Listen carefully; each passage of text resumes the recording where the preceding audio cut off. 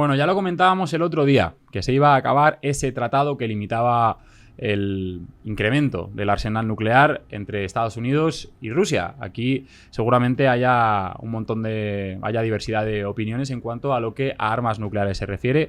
Hay mucha gente que piensa que las armas nucleares son lo peor que ha podido construir la humanidad y que aumentan el riesgo de que nos vayamos todos a tomar por ahí. Y hay gente que piensa que todo lo contrario, ¿no? Que el armamento nuclear tiene un potencial disuasorio enorme y que es precisamente lo que hace que no haya habido grandes guerras entre superpotencias y que es lo que nos mantiene todavía, bueno, pues sin entrar en una tercera guerra mundial, ¿no? Ahí cada uno yo creo que tendrá su forma de verlo. La verdad, yo creo que las armas nucleares tienen un potencial disuasorio enorme, pero es verdad que, oye, a medida que van aumentando su concentración en el planeta, pues la cosa empieza también a acojonar, ¿no?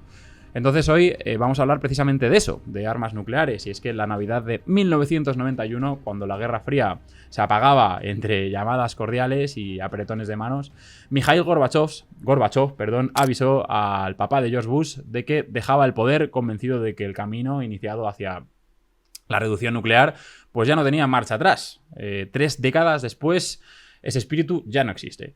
Con la expiración del nuevo tratado de reducción de armas estratégicas, el último gran acuerdo que limitaba el número de ojivas nucleares de Estados Unidos y Rusia desaparece. Y así también desaparece el principal freno que quedaba para contener el arsenal atómico de las dos mayores potencias nucleares del planeta. El tratado, que se llamaba New START, no solo ponía un techo al número de armas, sino que también obligaba a inspeccionar al rival. Gracias a los mecanismos de verificación, Washington y Moscú podían inspeccionar mutuamente los arsenales y evitar malentendidos, vamos a decir, peligrosos. Sin el tratado, pues ese sistema de confianza se apaga y cada parte, pues al final llega a imaginar el escenario de mayor desconfianza posible. El fin del acuerdo llega además en un momento donde a nivel global está habiendo un rearme con arsenales que ya no solo se mantienen, sino que se modernizan y van creciendo. Y esto, por supuesto, aumenta el riesgo de una nueva carrera armamentística. Y a este clima también tenemos que sumarle un nuevo contendiente que es China, y es que aunque su arsenal es mucho menor que el estadounidense o el ruso, creo recordar que estaban en torno a las 500 o 600 ojivas, ahora mismo no me acuerdo del todo, pues ese arsenal sigue creciendo y el resultado es un punto diplomático donde ya nadie quiere ceder, ¿no? Por cierto, alguna vez hemos comentado aquí en La Pecera ese simbólico reloj del juicio final. Pues bueno, hoy el reloj del juicio final marca el punto más cercano a la catástrofe nuclear que existe. Por supuesto, no podemos confundir este tratado del que os estoy hablando yo con el Tratado de No Proliferación Nuclear, el famosísimo TNP, ¿vale? El TNP está en vigor desde 1970 y está firmado por la inmensa mayoría de países del mundo. El acuerdo reconoce oficialmente como potencias nucleares a Estados Unidos, a Rusia, a la República Popular de China, Francia y al Reino Unido. Y obliga al resto a no desarrollar armas atómicas a cambio de cooperación civil y el compromiso, que no se ha cumplido del todo, ahora lo vamos a ver, de avanzar hacia el desarme. Bueno, como podéis ver, los 5 países que forman parte de la excepción del TNP también son los que se sientan en el Consejo de Seguridad de las Naciones Unidas. Fuera del TNP, ¿a quién tenemos? O al margen de sus normas, pues por una parte tenemos a India y Pakistán, que tienen alrededor de unas 170 ojivas cada uno. Es una cosa fantasiosa, ¿no? Que 2 enemigos acérrimos que comparten fronteras sean también enemigos nucleares. Además de eso, también tenemos a Israel, que Israel realmente nunca ha reconocido tener armas nucleares, pero por distintas pruebas científicas, todo el mundo sabe que esto es así, ¿no? Que tiene ojivas nucleares y de hecho se estiman en unas 90. También tenemos a Corea del Norte con unas 50. Luego, por su parte, dentro de los firmantes, que son excepción, tenemos a Estados Unidos y Rusia, que siguen muy por delante, con más de 5.000 ojivas cada uno. Y, bueno, China ya lo decía, unas 600 que siguen creciendo. Y Reino Unido y Francia creo que tienen aproximadamente cada uno unas 200, 250. El Tratado de No Proliferación Nuclear sigue siendo el gran paraguas contra la proliferación de arsenal nuclear, pero es verdad que también es un pues un tratado que se basa en un acuerdo supranacional, ¿no? Es un tratado que, al igual que los acuerdos de París, al igual que, bueno, que todos los que hemos visto que poco a poco se están empezando a cuestionar desde un mundo que está cambiando, un mundo más multipolar, donde la ONU tiene cada vez menos peso, pues oye, tampoco sabemos hasta qué punto esto también va a seguir manteniéndose.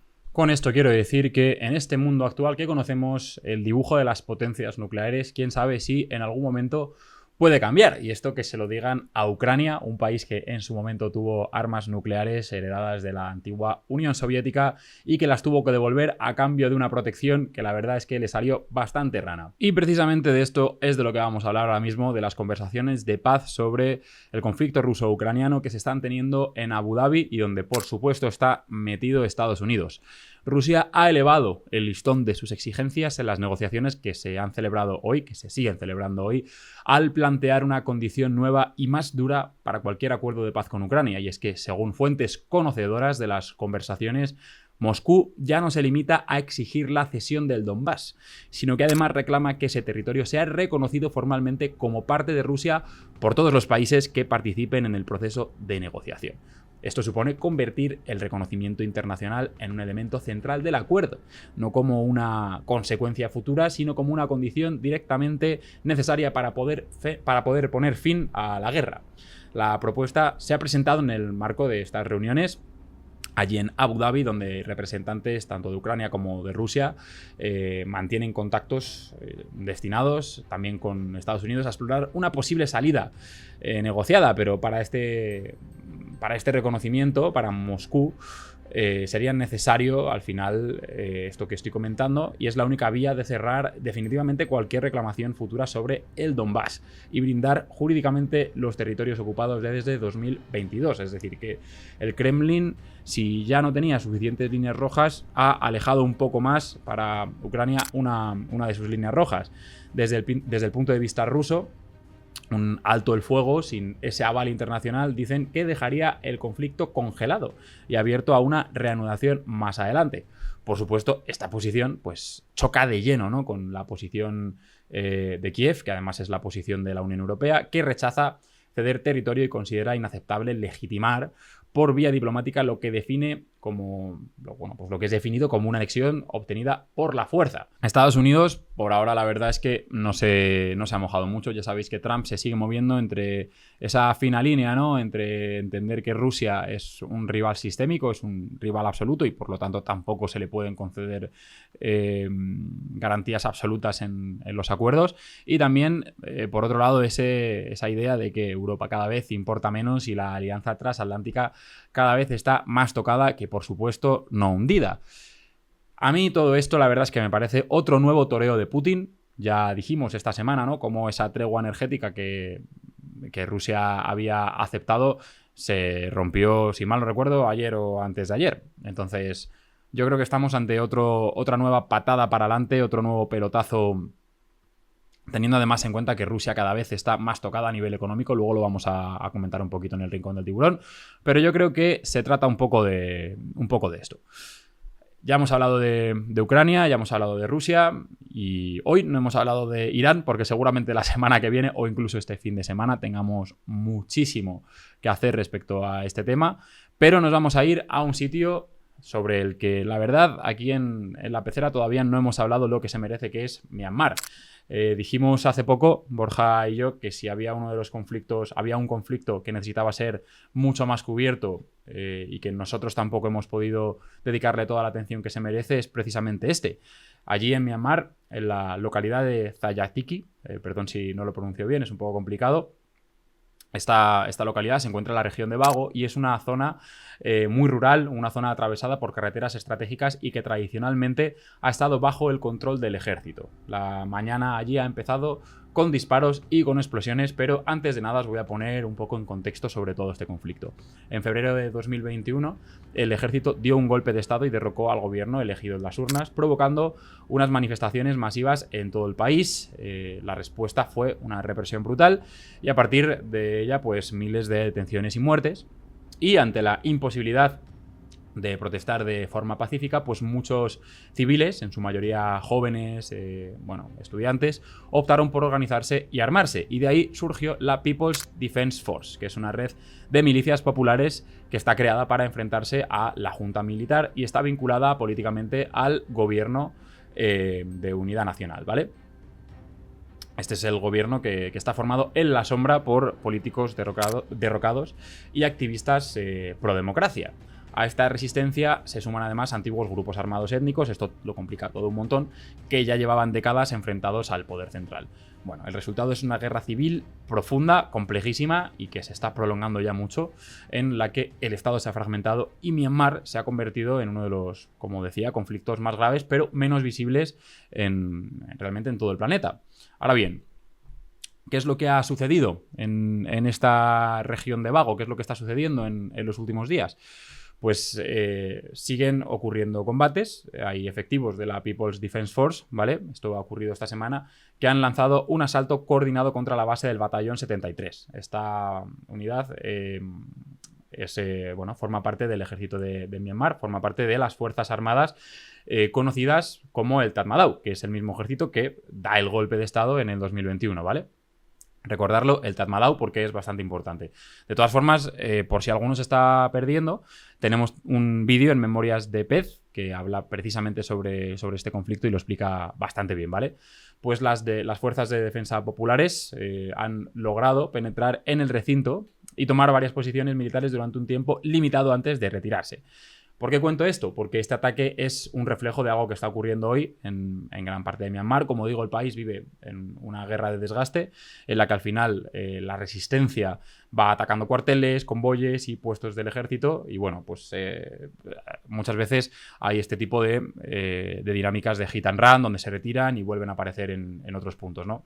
Por su parte, el Tatmadaw, aunque sigue teniendo aviones y artillería, pues ha ido perdiendo poco a poco la capacidad de controlar ciertas zonas rurales, especialmente en esta región, en Bago, o también en regiones como Sagaing o Magway. Y mientras tanto, la población civil, tristemente, pues está atrapada entre ambos bandos, con pueblos incendiados, desplazamientos masivos y una vida cotidiana marcada por el miedo y la incertidumbre. Creo que junto con este conflicto en Myanmar, junto con el conflicto de Sudán, es uno de las grandes crisis humanitarias que han originado estos dos conflictos, una de las mayores crisis humanitarias que podemos tener a día de hoy y, como digo, además se habla muy poco de ellos, tanto del conflicto de Sudán y ahora también un posible conflicto que se puede reactivar en la frontera norte de Sudán del Sur, que también vamos a hablar hoy un poquito de ello. Pues nada, quería traerlo porque además siguen pasando cosas todas las semanas.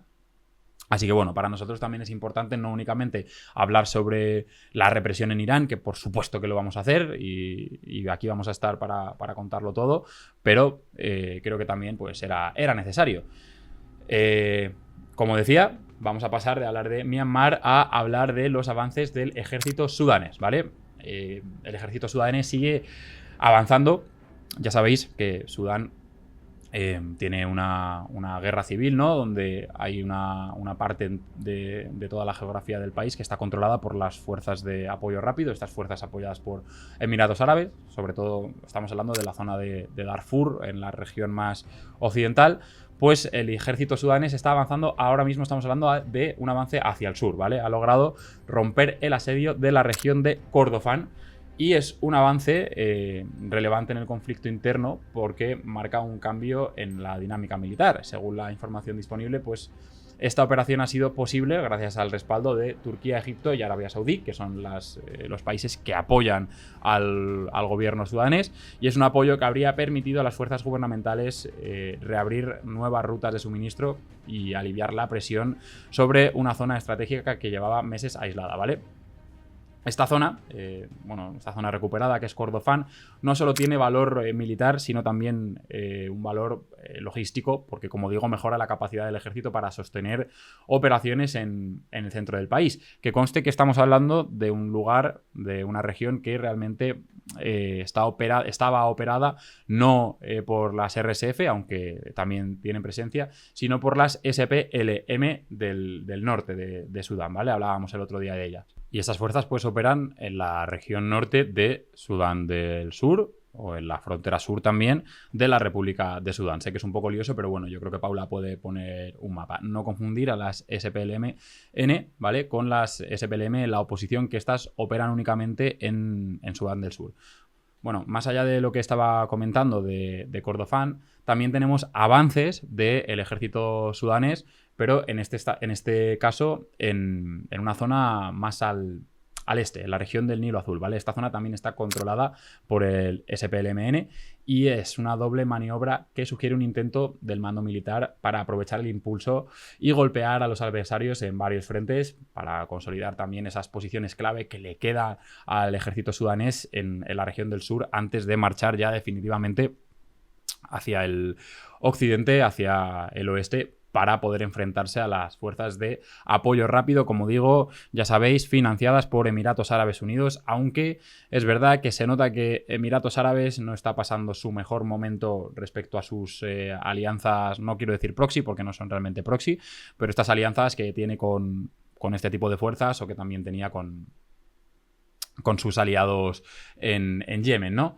De confirmarse todo esto que estamos comentando sobre el terreno, estos movimientos podrían alterar el equilibrio del conflicto e intensificar la dimensión regional de una guerra que desde hace tiempo pues, ha dejado de ser únicamente un asunto interno en Sudán.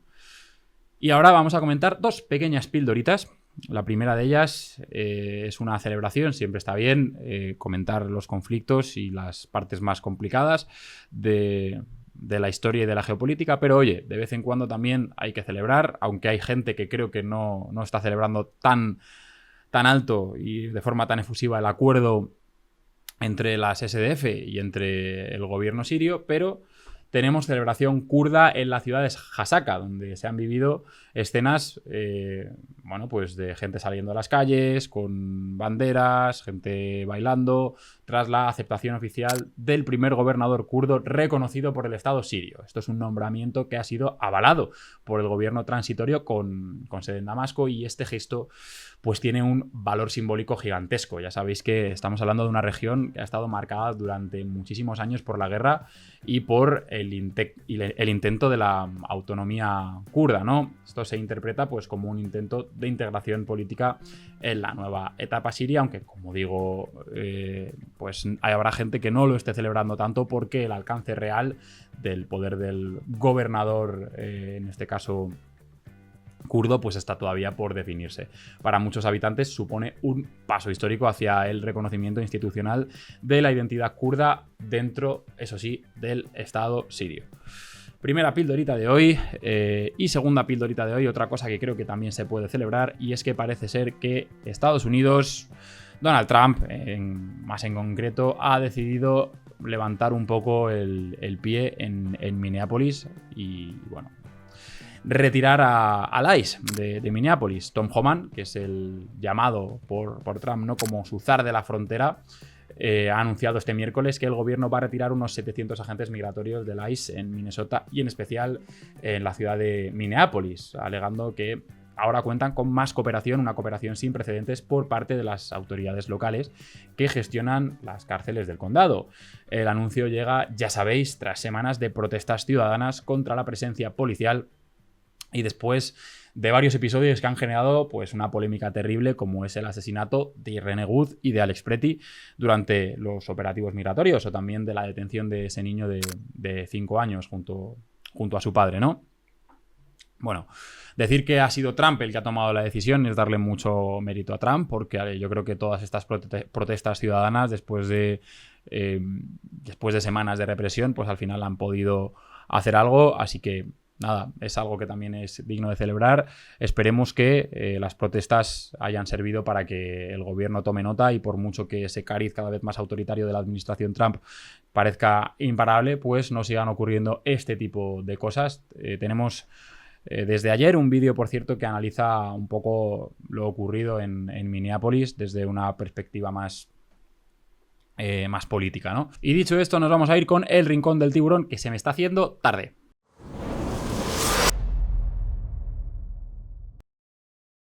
Bueno, ya lo comentaba en la introducción, que voy a hablar sobre la bancarrota de una de las principales constructoras rusas, porque la verdad es que es un descabalgamiento tremendo para la economía rusa. Somolet es el mayor constructor de vivienda del país y ha solicitado al Estado un apoyo financiero cercano a los 50.000 millones de rublos. Casi nada, ¿vale?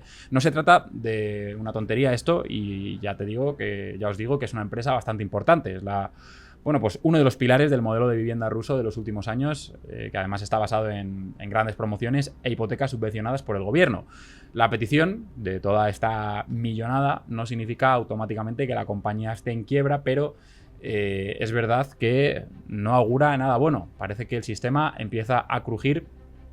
Y el contexto explica por qué, ya que desde el 1 de febrero el gobierno ruso ha ido endureciendo el acceso a los créditos hipotecarios, que eran un programa, créditos que estaban bonificados, que era un programa lanzado en 2022 para sostener la construcción y el consumo en el inicio de la guerra. Con los tipos de interés normales muy altos, pues estas hipotecas al final se habían convertido en la vía casi única para que las familias comprasen vivienda, y al limitar su acceso, pues la demanda se enfría de golpe, en un momento que también está Rusia bastante fría, la verdad. Para promotores muy endeudados, pues esto va a significar menos ventas, menos liquidez y más dificultades para poder refinanciar préstamos. Y el problema ya no es solo Somolet, es la posibilidad de que esto sea un efecto dominó que acabe alcanzando a bancos y a otros sectores ligados al ladrillo. Ya veis que Rusia mantiene una economía de guerra, pero a nivel interno la economía está sufriendo muchísimo. Otra economía que quizás todavía no está tan complicada, pero que está viendo las barbas del vecino cortar, es la europea. Ya sabéis que la Unión Europea se ha lanzado a buscar acuerdos como loco, acuerdos como si no hubiese un mañana. Ese acuerdo de Mercosur, que realmente ya lleva muchísimo tiempo, más de, no sé si 20, 25 años intentando llegar a buen puerto. También ese acuerdo con India, la madre de todos los acuerdos. Y ahora le toca el turno a Australia. La Unión sigue moviendo fichas para no depender demasiado de unos pocos socios comerciales, y tras los avances con Mercosur y con India, ahora se ha puesto el foco en un país que, aunque geográficamente está bastante lejos, pues tiene un peso estratégico muy grande.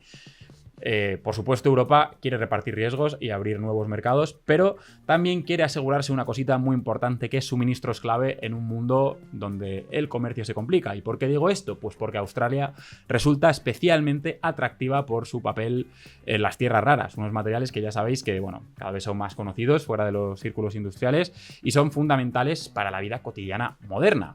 Lo hemos comentado aquí 1000 veces, que están en móviles, en los coches eléctricos, en los aerogeneradores y en muchas tecnologías verdes que la Unión Europea quiere impulsar. Y también están sobre todo en China, que al final tiene prácticamente el monopolio del refinado, y que es, que cuenta también con las mayores capacidades extractivas de tierras raras. Y es que contar para la Unión Europea con un socio fiable que tenga estos recursos ayuda a reducir la dependencia de otros proveedores y encaja con la ambición de Europa de reforzar por fin esa autonomía económica sin cerrarse al mundo. Las negociaciones llevan tiempo avanzando, pero veremos la próxima semana, porque podría ser decisiva para ya cerrarlas de una vez. Y si se logra el acuerdo, pues nada, pues otro paso sería, ¿no?, en una red comercial más diversa, y que en definitiva es lo que tiene que hacer la Unión Europea si quiere seguir apostando por su autonomía tanto comercial como también defensiva, ¿por qué no decirlo?